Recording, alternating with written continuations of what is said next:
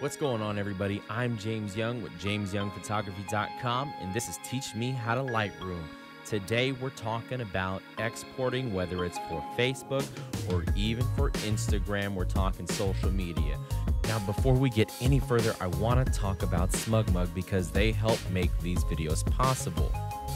Now, SmugMug is actually a photo service that I use for my business, and it's the service that I use to store my imagery.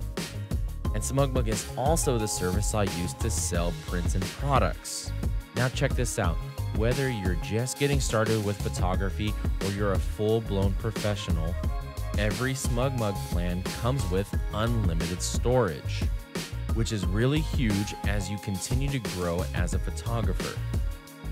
As you're out in the field shooting more and more projects, whether you're doing it for yourself or for clients, all of that data needs to be stored somewhere.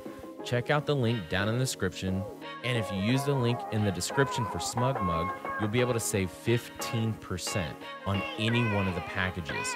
So check that out down in the description below, and you're absolutely gonna love it.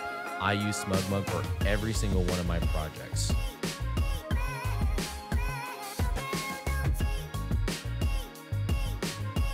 Now check it out. I get asked all the time, oh my goodness, why are my Facebook images looking like trash when I try to export them? Lightroom doesn't make any sense. Facebook doesn't make any sense. It all sucks. But check it out. This is how you're gonna wanna export. So here I have this image that I took. This is actually a self-portrait. I like the way it's edited, and I'm ready to post it on IG. I'm ready to post it on Facebook, and I'm ready to get a lot of likes. Check this out. I go to File, Export. If you're feeling perky, you can do Command-Shift-E, and we're presented with a ton of options. And when you're gonna export, especially for Facebook, because it is kind of finicky, this is what you're gonna wanna do. Your export location, that's gonna be specific for you. I'm not telling you what to do there. Your file naming, you can do whatever you want there, yada, yada, yada, down to file settings. This is where we start cooking. Your image format, hopefully you already know, JPEG is the way to go. We're not exporting as a Photoshop file.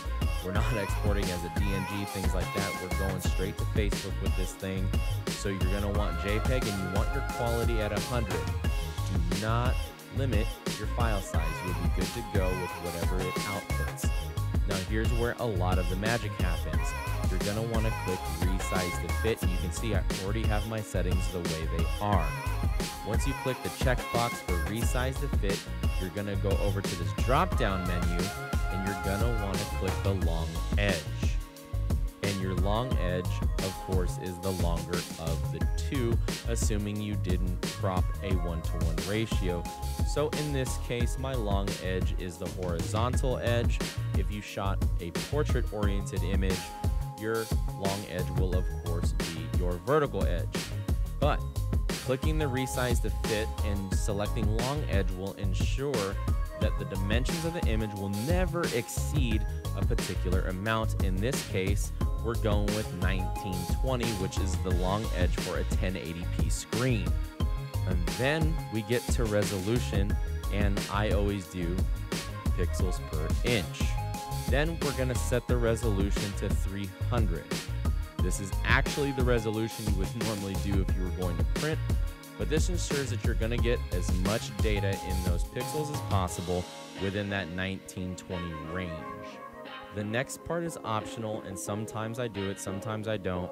For the past 6 months or so, I haven't been doing it, but you can do output sharpening, and you can do sharpen for screen, and I would leave it at standard or even low. If you go too high, things start getting a little funky looking. So I'm gonna go ahead and turn sharpening off. Now with the metadata, of course, this also does not pertain to what we're talking about.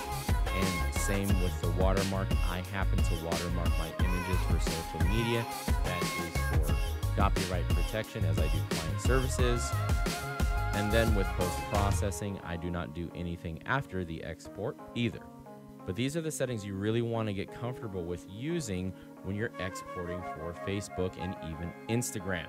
So I'm going to go ahead and click export and wait for that file to cook. Now I saved it in my Dropbox, so we're good to go right here. And here's the final output image, and it's ready to go on Facebook. Now once it goes on Facebook, it'll be even smaller. It'll be something like this, real small, and it will show up in people's feeds, and then in Instagram it'll be smaller too on people's phones, but it'll be compressed down to whatever phone you're using. Now, as fate would have it, there's going to be plenty of people that are using all kinds of different methods for Facebook, for Instagram, doing things here, doing things there, and undoubtedly somebody is going to disagree with the settings that I've opted to use. And my comment to anybody with a disagreement that thinks that I'm doing it in an inferior way is go ahead and look at the results that I'm getting on my Facebook as well as on my Instagram, and then reevaluate what you have to say. But if you learned something and you like these videos, it would be awesome if you left a like on the video, share it with somebody who might have a little bit of confusion about exporting for Facebook. Next time you hear somebody gripe about the quality on their Facebook post, shoot them this video and help out another photographer who is in need. Well, I'm James Young with JamesYoungPhotography.com.